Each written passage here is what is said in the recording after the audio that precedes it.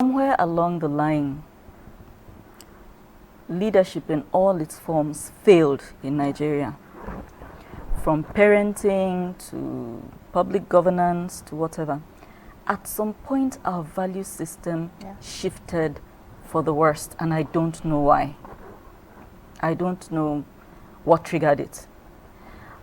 I remember there was a time that if you got suddenly wealthy in the community and nobody could really place a finger on how that happened, you became a pariah. They say it's juju.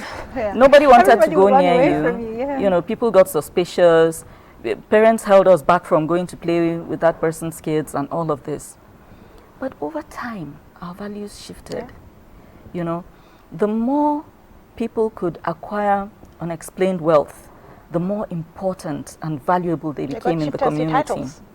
In fact, even people who are known criminals are celebrated. Are celebrated as long as they're cashing out. As long as the person has not been locked up. Even when they're locked up and released, they're celebrated. We celebrate them. The few times that when Obasanjo came, for instance, 1999, EFCC was one of the strongest. You know, of course, it didn't start in 1999, but before he left, he left us with a very strong, well-institutionalized anti-corruption agencies, EFCC, ICPC. And I recall that at the time, it looked as if we were about to take a shift in the right direction, but then somewhere along the line, it started getting wobbly again. And I'm not just putting it on only those two entities, the police as well and everything. We as a people lost it somewhere.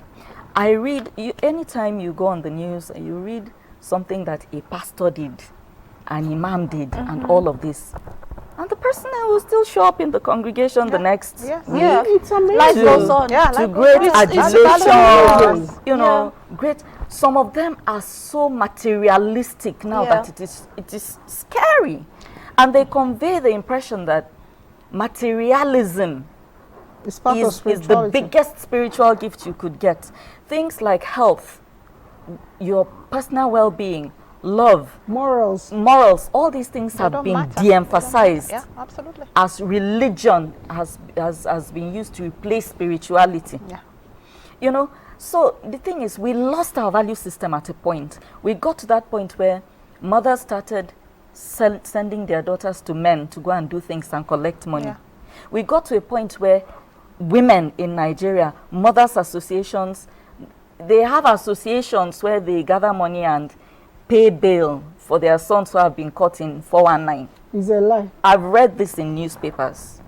Is this real? Yes, they in gather Nigeria. money to even to bribe for results for examinations. Parents are going to bribe teachers so that their child will pass exams. So at some point, we, the parents, have let our younger generation. Do you know that when I was growing up,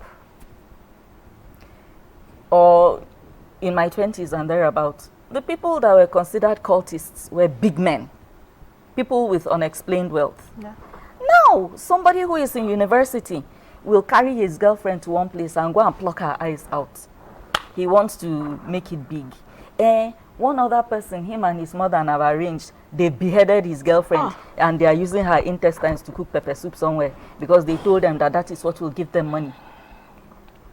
Our young people are now invested in making money without going through the grind.